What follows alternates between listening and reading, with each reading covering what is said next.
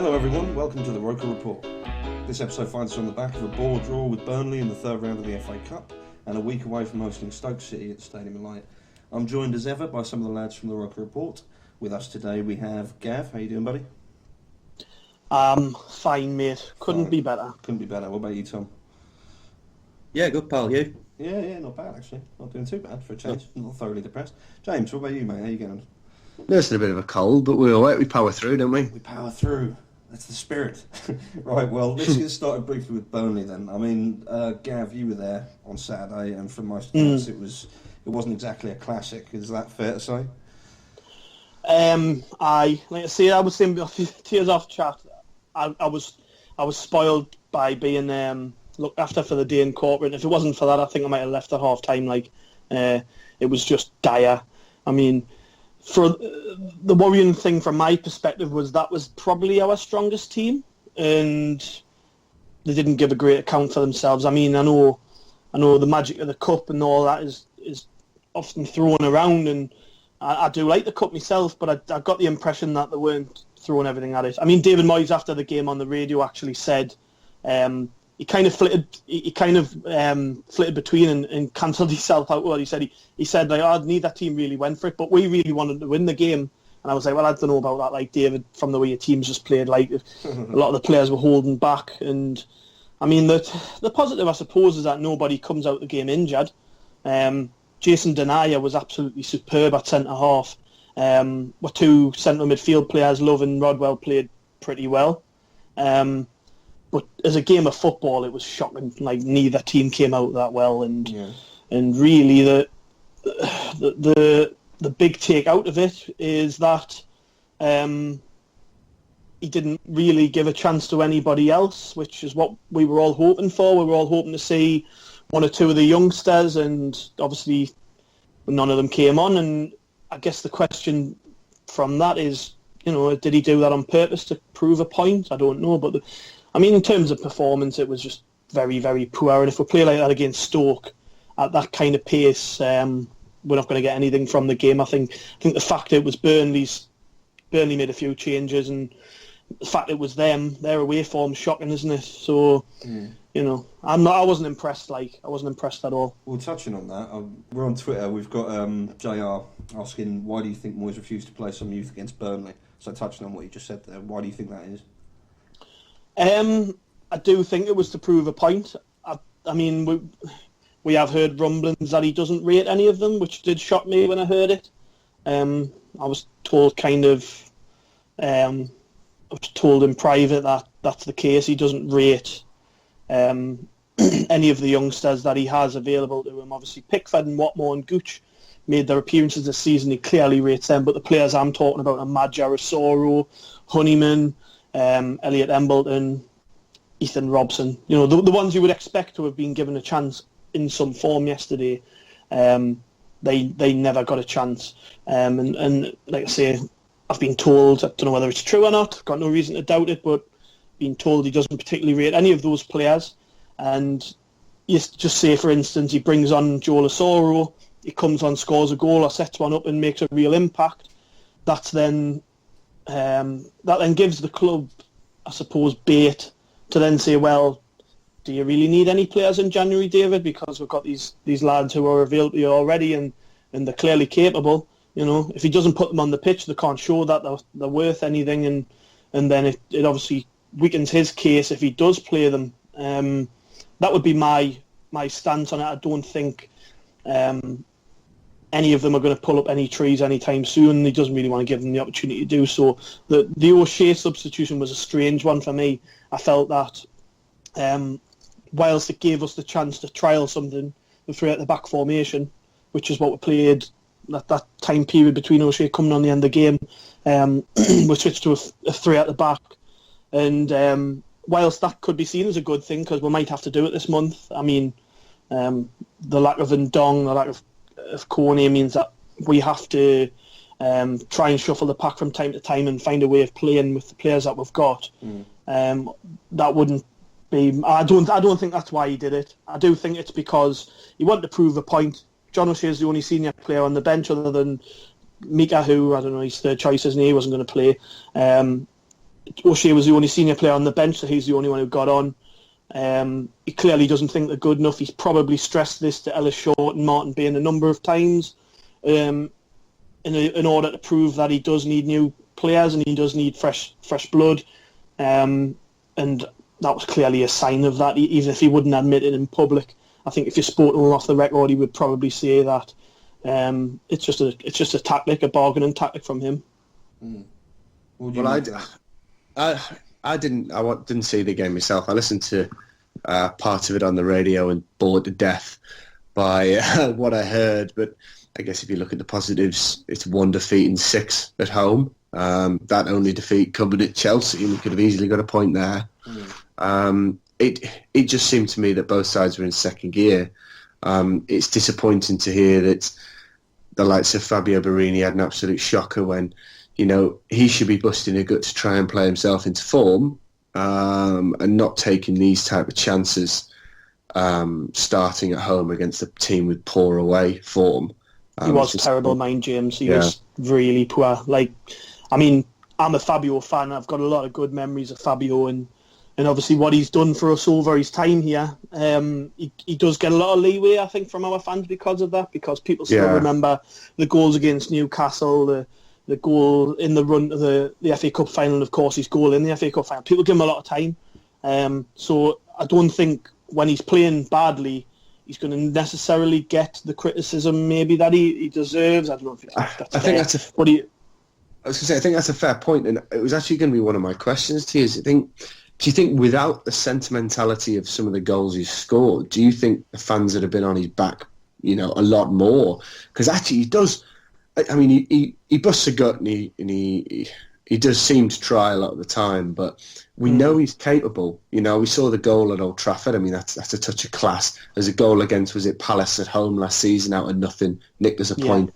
But it's few and far between, isn't it, really? Let's be honest. Yesterday, for instance, it was pretty much him at his worst. I don't think I've ever seen him play that bad. He was trying. He was trying to force the issue. He did work hard. But it was a case of whenever he got the ball, his decision-making was shocking. He wouldn't pass it. When he did try to pass it, it often went wrong. To be honest, he did probably come up with the best pass of the game, but that was pretty much the only highlight. He played Mankiw behind the defence, which should have resulted in a goal. It was a nice little pass, which Mankiw ran on the end of, and all he had to do was square it to Defoe, who was maybe 5 yards out, and instead of doing that, Mankiw totally overhit the pass. It went out for a throw-in on the other side, and Defoe kind of just jumped through the air trying to get something on it. That was probably the best bit of play of the game. Borini obviously set that away, but other than that, he was appalling. And his attitude was poor. I remarked to my friend, I was with my friend at the game, and I said to him, look at what he's doing. And say, for instance, Patrick Van Aanholt was playing in Defoe. You know that Defoe isn't going to pass when he's around the box. If he does, it's because he's got his back to goal and it's probably easier to do so. 9 times out of 10, though, Defoe's going to try and get a shot away. And I was noticing whenever that happened, he was throwing his arms up, head down, he was jogging back.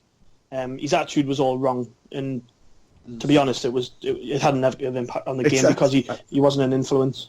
I mean, that's... Sorry, Karen. So I was going to say that. I mean, it's so surprising and disappointing to hear, because I mean we've had such bad things to say about Adnan Januzaj this season, but by all accounts, I mean he didn't have the worst of games, but I mean he was a lot better. I mean, how did him and Defoe play? Because I thought this was a perfect chance for those two to really kind of take the initiative. As I said before, but Burnley have terrible away form. You've got to be doing better, haven't you? Really. Well, their link-up was pretty much non-existent because our game plan was to hoof it long. It was poor. And I mean, when I say it was one of the worst games I've seen this season, I mean it. We were getting the ball at the back, and Djilabodji was trying long diagonals, which nobody was winning because we had no height up front. It was as though they were playing like Anichebe was there when he wasn't. And from the off, really, we were just trying to punt it long. Vito Minone's kicking was shocking, which didn't help. So obviously you've got to imagine that when Defoe and Januzaj are up there, if all they're doing is trying to pick up loose balls, they're not going to be very good.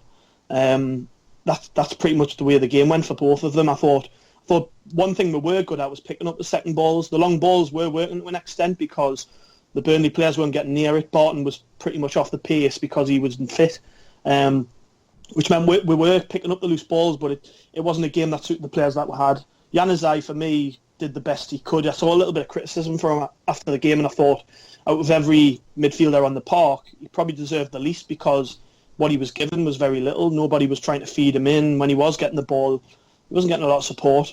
If you give him support, he's going to create chances, without a doubt.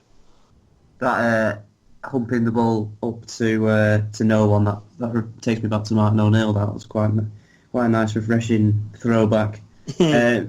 But I just want to go back to what you said about Borini, and you're very much right. He gets away with so much because he scored a few goals against Newcastle, and the stick that Januzaj gets is sometimes it's warranted, but a lot of times it's over the top just because he's not our player.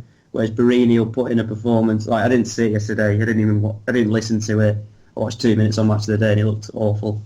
So that was my extent of yesterday's match. But Borini's not been anywhere near as good as he should be this past weeks, months.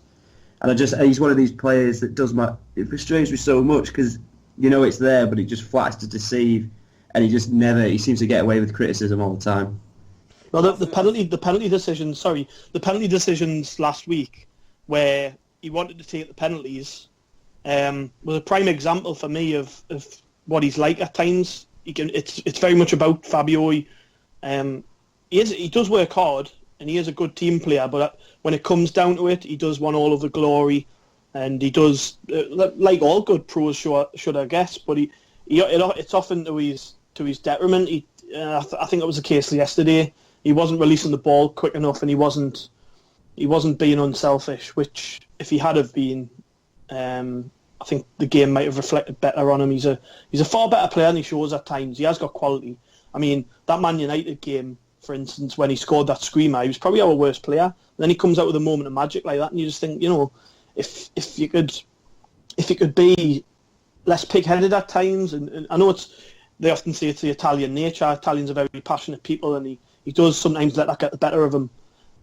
But if he could just nip that in the bud and kind of realise his role in the team, he's not the main man. He never will be as long as Jermain Defoe's there. If he realises his role in the team and kind of goes, right, okay, I'm being asked to play in a position I'm not really happy with, but if it makes a team better, then fair enough. That's what he's got to do. For me, though, I'm on the Borini bandwagon, a bit like you, Gav. Like, I have a lot of sentimental memories of him. But the reality of it is, for me, it's like we're turning around now and saying, "Oh, look at Januzaj compared to Borini." It's like, how long's Januzaj been here? And remember just how vindictive we all were about Januzaj because he was absolutely atrocious. He didn't want to be. Oh yeah, well, do you know what I mean? We were talking just before Christmas on about sending him back. Yeah, exactly. But then all of a sudden he switches it on. Do you know what I mean? Or he settles in, maybe something like that. I mean, for me, I'm not saying that Borini's like the be-all and end-all, and I agree completely with what you said, Gav. Like, he needs to recognise his place in the team. But if he can't play in that position, we're showing, and we're seeing constantly that he can't effectively contribute to the team in the way that, for example, now Januzaj can in that wide area, then it's us. Obviously, it's to his discredit because he's a professional and he should just play wherever he's told, and he's a professional footballer, so he should be able to play in any position, technically speaking. But when he was used to scoring those big goals and being involved in those big matches, and there was more of a reliance on him because we were looking at like Fletcher and Danny Graham leading the line. Do you know what I mean? And there was Borini who came in. I think that certainly helped him. And like you say, as long as Defoe's there, he's never going to be the main striker unless Defoe gets injured. Hopefully not, touch wood. But with that in mind, is there actually any reason to keep him around? Because, as I say, I'm a big fan of his, and I think people's memories are a little bit hazy when you consider his actual work rate, like last year, and the amount of times he was pretty much on the goal line to defend. Do you know what I mean? Things like that. It wasn't just a case of, I'll take the ball, run it past 10 people and then score. That isn't his mentality. So I think he's not forgetting that he's been shit since he came back after injury. Do you know what I mean? That's the reality of it. He got injured, and this happens all the time in the modern game. Players get injured, and they never quite pick up that form again for the rest of the year, rest of the season. So that's my 2 cents on the matter. What do you reckon, James? I mean, I see where you're coming from, like, but I mean, he's for me, he's had enough time to get fully fit. Since he's come back, he's not offered enough, really. He's had very, very few moments where he's shown his quality. And if you're looking at the Stoke game, if and hopefully, fingers crossed, Victor Anichebe's fit, I think Fabio drops out. I think where, yes, Adnan Januzaj can be frustrating, and I'm going to completely contradict what I said earlier on, must be a month ago, where we were all slating him to high heaven, but you can see at times that Burnley away is a fine example of a game where Sunderland were absolutely abysmal, but Januzaj picked out a phenomenal ball to Defoe that led to a goal. I mean, Borini did bugger all that entire match. I think when you're looking at the Stoke game, I think I think Borini should probably drop out, and if Anichebe's fit, I'd certainly bring him back in. Well, I'll just do a quick one on that note, just sticking with Borini for a second.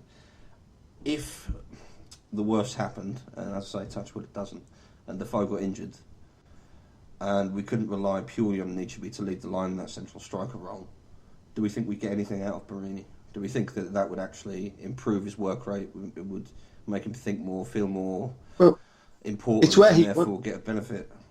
It's where he wants to play. I mean, he gives it big licks that he's the main man. He's a striker, but the problem is his goal scoring record clearly suggests that he can't play down the middle. I mean, maybe he hasn't had a fair crack at it, but he flatters to deceive when he's in front of goal. I mean, the one chance he did have against Liverpool was a fairly decent half chance, in my opinion, where he had the rebound from Defoe's one-on-one, and he completely skewed it.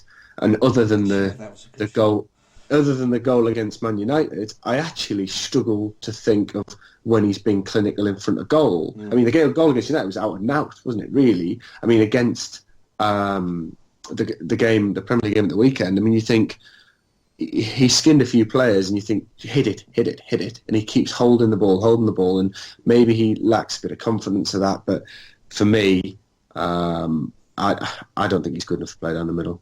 Mind, I will say that he played quite well against Liverpool. Like, to be fair to him, I thought he was really up for that game. Maybe that's what it is. Sometimes when he plays with a chip on his shoulder, he's a little bit better.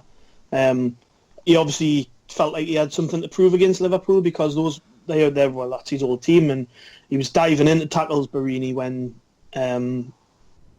obviously I don't think he would usually do so. He wanted to take the penalties, probably to show that he's got something to offer. He wanted to prove that he's a goal scorer to his old team, maybe. I don't know. There was definitely something edgier about him against Liverpool. There was something edgier about him when he scored that goal against Palace, because if you remember, Sam Allardyce wasn't picking him, and when he scored, he ran straight to the bench and celebrated in front of him. Look, exactly, that's what I can do. Exactly when he's got a chip on his shoulder, he's a better player. Somebody mentioned in our Roker Rapport chat that we have obviously on WhatsApp, someone mentioned that he's kind of playing like somebody who hasn't got someone to contend with in his place. So I do feel you've got a point there. I know we haven't got a lot of options, but when we play Stoke, it might be worth putting him on the bench just to remind him, look, you're not indispensable. His performance was shocking at the weekend, but he's allowed an off day, I suppose. But at the same time, this game at the weekend is very important to us, and if you had a fully fit squad, you would think seriously about dropping him on the back of the way he played against Burnley. He was really poor. Talking about him being clinical, everything his finishing just summed up. It was against West Ham last season, and we're flying. We're 2-0 up, and we had that glorious chance.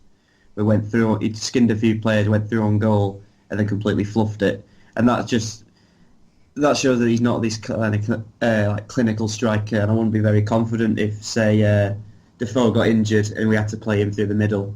I think he's more suited as a winger slash a wide attacking midfielder, because he just doesn't score enough goals. And the ones he has scored, that one against Palace, I think he just leathered it and hoped for the best. I don't think there was any kind of thought process going through his head. I just think he's well. If you look at that, you look at that goal. He's not looking at it. He's not looking at the goal, and he's hit that as hard as he possibly can, and it's flown in the bottom corner. And I was amazed when that had gone in, and I bet he was too. But he's had a couple like that. I remember his cup final goal was a similar type of strike. I mean, it was a bit easier to score. He seemed to know what he was doing there. Yeah, he does like it coming off the right and use the outside of his boot though. He actually did it yesterday, and he was quite unlucky. It was straight at the keeper but it seems to be something he likes to do. He likes to cut inside, then use the outside of his right boot, trying to go across the keeper into the bottom corner. But I mean, you could sit all night debating whether he meant that or not. I remember doing it at the time.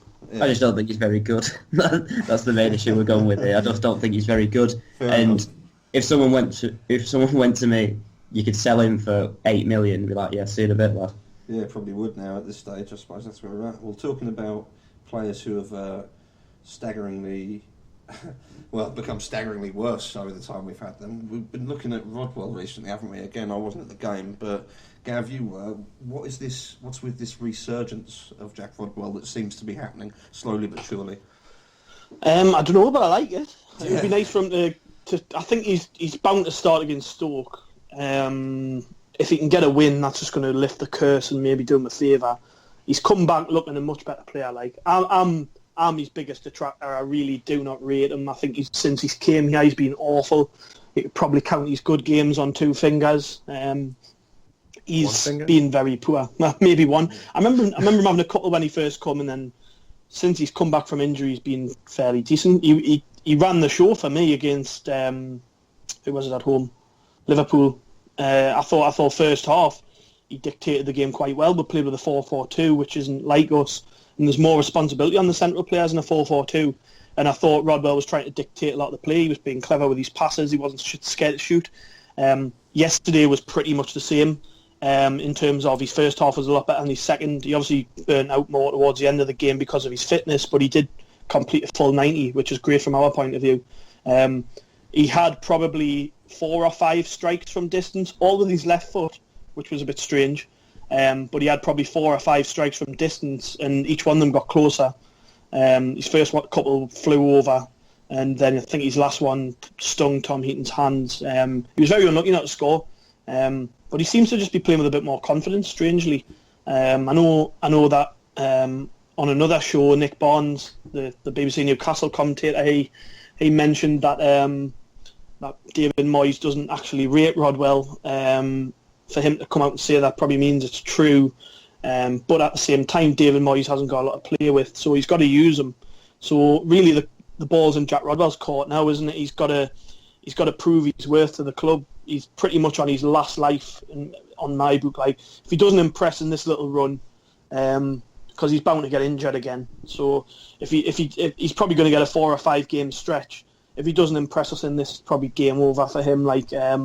But to be honest, he's been really good the last 2 games. We've got to give him credit, and if he can pull out another kind of performance like he has done against Stoke, it's going to ease the burden, because we were all worried about what the impact of losing Ndong would be. We all thought that losing him for a couple of weeks was probably going to be detrimental to how we're playing. But to be honest, last 2 games, can't fault the lad. It's his partner, Seb Lawson, I'm more worried about. Is he anyone that David Moyes does rate? We've gone through the entire academy here. No. Rodwell. It's mad though, isn't it? It's mad though, isn't it? Even when Victor Anichili was playing well, the first thing he would do was like, well, he's not a £20 million striker, you know. We've got to realise that nobody else came in for him. He does like to temper that, and he doesn't really like to admit he likes somebody. It's strange. I don't know about. He seems to like Donald Love. He seems to like young players, actually. Don't we all like Donald Love? Yeah. Do you know what it is though? Right, he was really good again yesterday, but he played central midfield. He's brilliant. Because he's brilliant. That's why. I think he's better than people have given him credit for. Like, his distribution of the ball is pretty good. That was the one thing I enjoyed about watching him yesterday. It was pretty much him against Barton, and Barton couldn't get near him, which was promising. Yeah, well, Joey Barton looked like he was carrying a bit of weight, and you could tell he hasn't played in a while. But Donald Love ran rings around him. He was brilliant. he's a lot better passer of the ball than people perhaps thought. We're probably going to see that coming up, One thing I'd be wary against someone when looking back at someone like Jack Rodwell and maybe with Donald Love as well is anyone who stands out in a game like Saturday. It appears that Burnley weren't out of second gear, neither were we. So, if Jack Rodwell imposed himself on this game, that's all very well and good. But he had 40 good minutes against Liverpool. I wouldn't count our chickens. I think, as you said, Gav, if he doesn't impose himself against Stoke on Saturday, it's his last chance for me. To be fair, he's already had his last chance in my book. I think he's absolutely awful. But maybe the 40 minutes against Liverpool where he was half decent shows he could maybe step into Didier Ndong's shoes, because I guess with the size Rodwell has, if he gets about the park a lot, he could probably fill that void. But the issue, as you said, Gav, we may have is, I think, with Sam Larsson. I think Swansea. We're talking about how bad Borini was. He was on par. We actually got a question about that from Jack on Twitter. Do you think Sebastian Larsson is consistent enough to keep a first team place when Not the at all. competition comes in? Nah, I think I'll just briefly go over the way he played yesterday. Since he came back into the side against Leicester, didn't he? The second half, and he played quite well for me. He changed the game up. Him and Kirchhoff coming on made a bit of a difference. Since then, he's got worse. He was very, very poor yesterday. We're talking about Borini. He was just as bad like Larsson. Decision making all over the place, not really getting near anybody. Like I say, for Rodwell and Love to stand out more than he did in a central midfield performance just shows you kind of how bad he was. I think we've got to kind of remember Larsson's place for the last couple of years. He's not really been a part of the team. He's now all of a sudden first choice due to injuries. That's got to be kept in mind, because really, he's not very good. He's not very good at all. He's the kind of player that you want to bring on when you're winning a game and you need somebody to run around and cover space. But when he's starting matches in the Premier League, we're going to struggle. We're going to struggle big time for me. What do you make of him, James? I can hear you chomping at the bit there and waiting to have your say. I'd just say that maybe Seb Larsson's been one of these players who's become better when he's out of the side. People's memories, they seem to think that Seb Larsson's this man who covers miles and miles and miles, and he's got quality on the ball. Kevin Kyle syndrome. Yeah, maybe, yeah. But the man was decent a few years ago. He was. He moves the ball occasionally quite well. He's got decent passing skills. His dead balls are okay, but that's only one or two of them. On the whole, they've dropped dramatically over the last couple of seasons. His dead balls now are pretty shocking.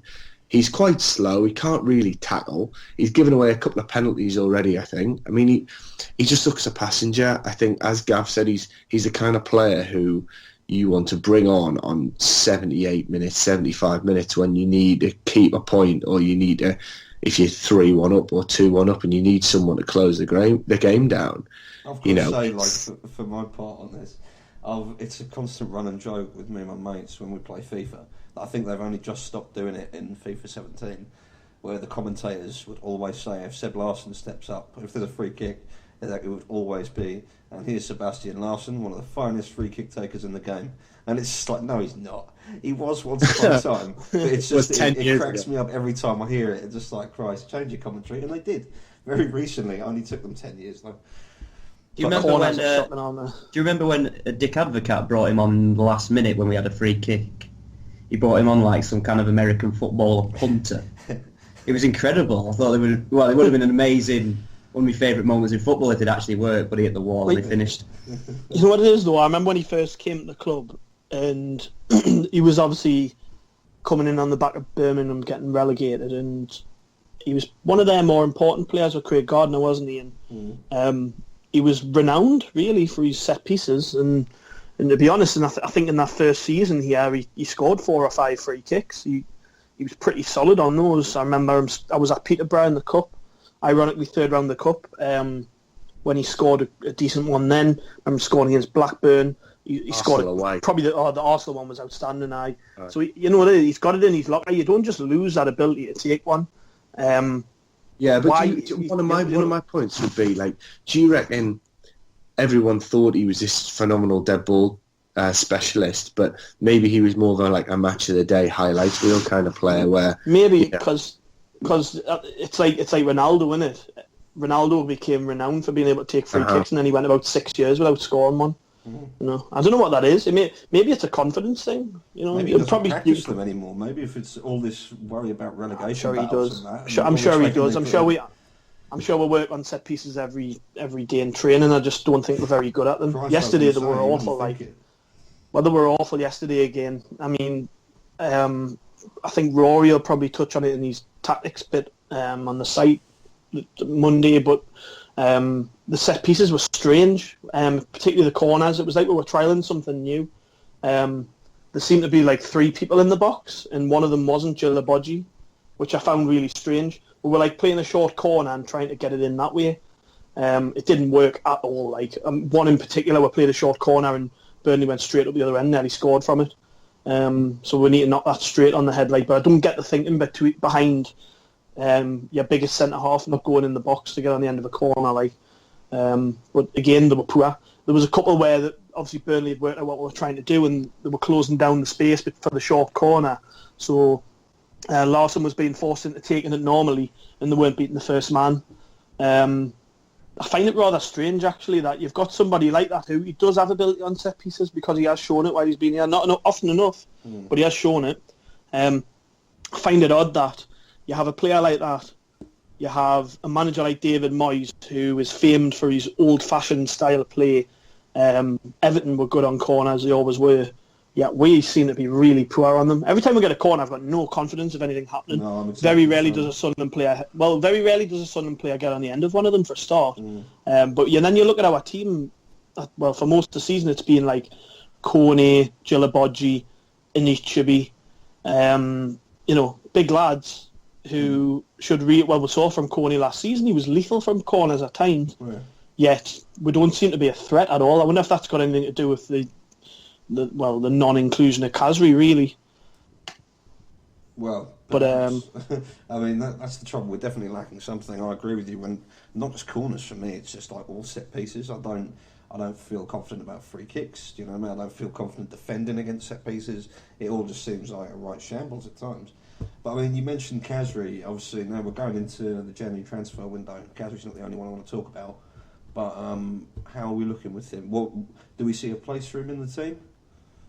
No. That's also, hasn't he just been stretched off as well tonight? Yeah, that's it. Apparently it's not as bad though. It's not as bad as Thursford.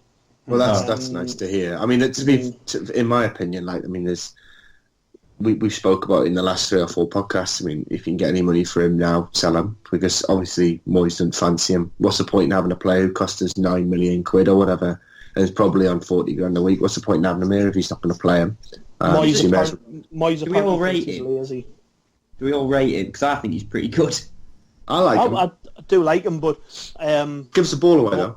Yeah, so does everyone. Yeah. It's not as if we've got a team full of players who don't give the ball away. You know what I mean? I think his qualities far outweigh his negatives, but Moyes apparently thinks he's lazy, is what I've been told. And if Moyes just doesn't like him, it's the same. Managers have players they don't like.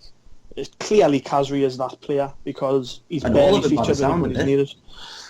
Well, there we go. You were talking about it earlier, weren't you? Yeah, he's all of them. Another one. But if he comes back fit, I'd be very, very surprised if he's still here come February the 1st or 2nd, whenever the window shuts. I think his time here is up, and it's a shame because he was such an important part of our survival last season. Again, he's got much more about him than Moyes gives him credit for, but Moyes is here for the long term. We've been told this more than enough times by the club. If Moyes doesn't rate him, it's best he goes, isn't it?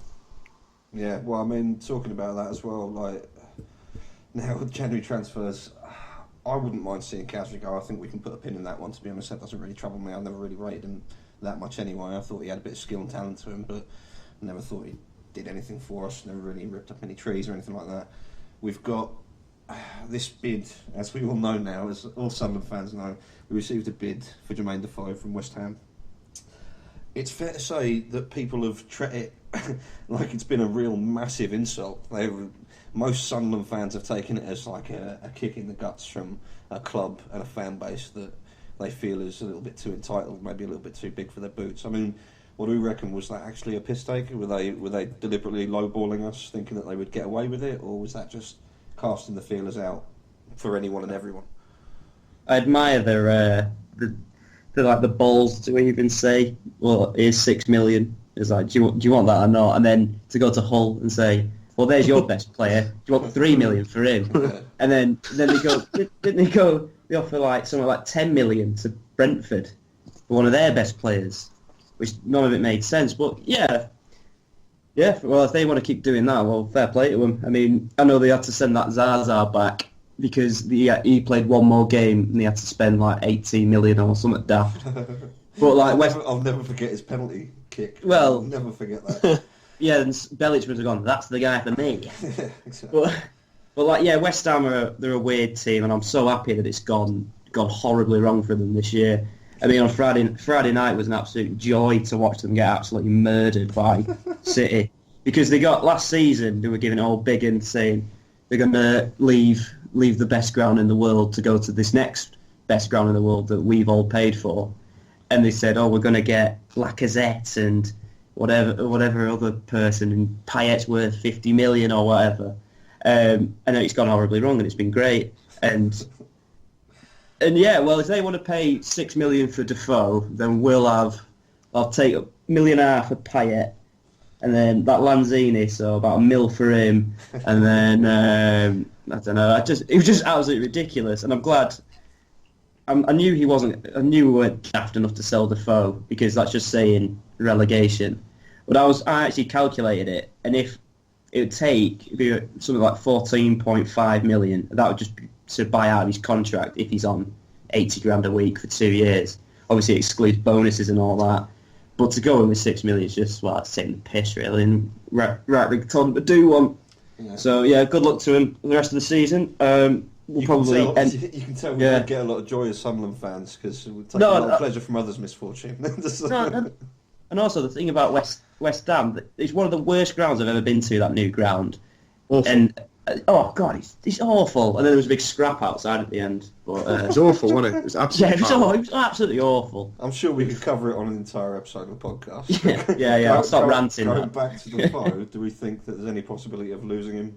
Do we think anyone's going to meet that price? Do we think? I mean, obviously, he's come out and said he's not for sale. He won't leave. No silly bids coming in or anything like that. I think it's just within the nature of a Sunderland fan to worry whenever a player's linked away, because we saw what happened with Darren Bent. But also at the same time, people should remember how we dealt with the Kone situation. He couldn't have made it more apparent he wanted to leave, and he's still here. That was dealt with brilliantly from my perspective, I think. Although we maybe could have considered selling him because the money would have been nice. David Moyes just had to make a statement. Say, look, no, you don't hold the cards we do. Sorry, you're going nowhere. I think the difference being with Defoe is he clearly enjoys playing here. For the most part, anyways, as frustrating as it must be, him being the only quality player on his side of shite, he does score a lot of goals, and he gets all these plaudits because he's the main man in a poor team. And at the age of 34, what more can he ask for, really? He goes to West Ham, he goes to, I don't know, Everton, places like that. He isn't going to be first choice, and he has to remember that, really. And I think he probably does. He's a pretty humble human being. He seems to be grounded, seems to be enjoying his time. At the age of 34, you're going to get 90 minutes anywhere else in the Premier League? Probably not. And from our perspective, selling him pretty much confirms relegation, even if you got 30, 40 million for him, which you're not going to get. You get 40 million for Defoe, who's going to come here, who's of his quality. There's probably 4 strikers in this whole league who are as good as he is. Do you know what I mean? And that's not me looking at it through red and white specs. He's far too good for us, even at his age. Yeah, I would agree with that. He's a predator. Like, it's fantastic to watch. Right, I suppose the final thing we should spend time talking about, we're obviously hosting Stoke City at Stadium Light on Saturday. What do we make of this, James? What are we looking at? Are we expecting a tight battle between two, not necessarily relegation battle sides, but certainly nothing. No big club there, Stoke, are they? They've got some threats. No, they've got some good players, don't get me wrong, but I mean, I was listening to 606 over the weekend, and Stoke fans are certainly getting annoyed with Mark Hughes. They think tactically he's quite poor. If you look at their results since, you'd say, December, I mean, they were very, very poor against Southampton. It was 0-0. They were 2-0 up against Leicester. Leicester were down to 10 men. They chucked that away. It was 2-2. They got battered by Liverpool after going 1-0 up. They got battered by Chelsea after going 2-1 up. They got beat by Wolves at the weekend. I certainly wouldn't worry them. We traditionally play quite well against Stoke, if I remember correctly. So I'd say bring them on. I mean, I think if you can come out of the blocks the way we did against, say, Leicester at home, where we really, really went pedal to the metal, I'd be really, really optimistic. I think we can get 3 points. I certainly think this is the kind of game where if we don't get 3 points, it will be an opportunity missed. Mm. How many times? Tom, go on. Sorry. What do you think? I was going to say, how many times have we heard that? Yeah, if we don't get 3 points here. Yeah, I'm quietly confident about Saturday. Like you just touched on there, we've got a very good home record against Stoke. I don't think we've lost to them. I don't think we've ever lost to them at the Stadium of Light, not in the league anyway. That's it, jinxed. Sorry. Sorry. Yeah, I put a bet on Stoke, and then I never win me bet. So, do you remember David Healy scored against them? That's how good our record is. He was shite, and even he scored. Danny Pugh punched off the line, as I recall. Yes. Yeah. I think so. Yeah. Stoke are on a bit of a wobble. They're never going to be in danger of dropping down, but because the home form usually bails them out of it, or they just do enough. But yeah, I feel quietly confident. Just take this Burnley game out of the equation, really. If we can, like James said, if we can start like we did against Leicester, then I'll have no problem. I don't see any problem with us not getting a victory. Just we don't want a repeat of this game just gone, just laborious. We just need to go at them straight away. And if we do that, I think we might win. Gav, what about you? What do you reckon's coming? Yeah, I agree. As bad as it was this weekend in the Cup, I wouldn't really take too much from it. The fact we got through 90 minutes, didn't concede, it's another home draw. I know it's not the league, but our form at home's been all right. 1 loss in 6, and that loss was Chelsea, like we spoke about earlier. I think Stoke are turning up here on the back of a bad run, obviously, which means their confidence isn't there. There's a bit of discontent about players and stuff. I think they're on about selling Bojan, which isn't going down well with the fans. Obviously, people are starting to question Hughes. Things like that kind of factor in, especially away from home. We've just got to be more confident in ourselves. I thought at the weekend we didn't do ourselves justice on that front, but we haven't had problems scoring goals this season. We haven't got the greatest scoring record, but at the same time, we all know that if you put a chance on a plate of Defoe, it's very rare he's going to miss it. So Stoke aren't the best defensively. I'm not scared of them at all. I think that the one thing we've got to be wary of is allowing them down our left hand side. I remember Shaqiri torturing us last season. So yeah, I'm not gonna count your chickens. I think anything more than a point wouldn't be a bad result. They haven't had a bad season. They probably need another 10 points in the safe, and you'd expect them to get that in the next 18 games, wouldn't you? So I think they're maybe in that little lull period after Christmas, actually, which a lot of teams seem to suffer when they pick up points early doors, where they tend to take their foot off the gas and inconsistency starts to creep in. I'm kind of in that boat. I think if we start well and we show them that we're there for a win, rather than sitting back like we've seen so many times this season, particularly away from home, we'll beat them. It's all about the mind with Sunderland for me. There's a lot of quality in that team. Sometimes they don't know they've got it. Yeah, I think you look at Stoke and they've actually, if you look at their season, if just in isolation of 2016, they were actually very poor. they would have finished in and around the relegation places. They tend to start quite well and drop off. I think you look at their goal scorers this season. Joe Allen's got 5. Other than that, you got a couple of players on 3. Crouchy's up there. If you can keep someone like Shaqiri quiet, I mean, he's got 3 goals this season. One of them was an absolute wonder strike against Hull. But other than that, like, I don't see a lot of fight in that side. I reckon if you can get into them early doors, as we've said multiple times so far, I don't see the likes of Shaqiri and Nautovic and Bojan and especially Wilfred Boney. I mean, he's gutless at times. I think if we get into them, there's absolutely nothing to worry about. Now to worry about. Fair enough. Well, that's pretty resounding then. So we all think we're going to get 3 points, which pretty much guarantees that we won't get 3 points, and that the next time we come back to this, we'll be pretty depressed. Right. Well, that's all we have time for. Thanks for joining us, lads. And to you, the listener, thanks for joining us. Don't forget, you can subscribe to us through iTunes and the Acast app. We'll see you again next Monday for the fallout from this undoubtable 3 points that these guys are talking about. I can't see it happening myself, to be honest. I think we'll make it really difficult, and we'll probably end up with a draw. But that's just me being pessimistic, because again, Callum's not here. We'll welcome him back next week, hopefully, so he can be depressing instead of me. That's about it. So this is the Roker Rapport, signing off.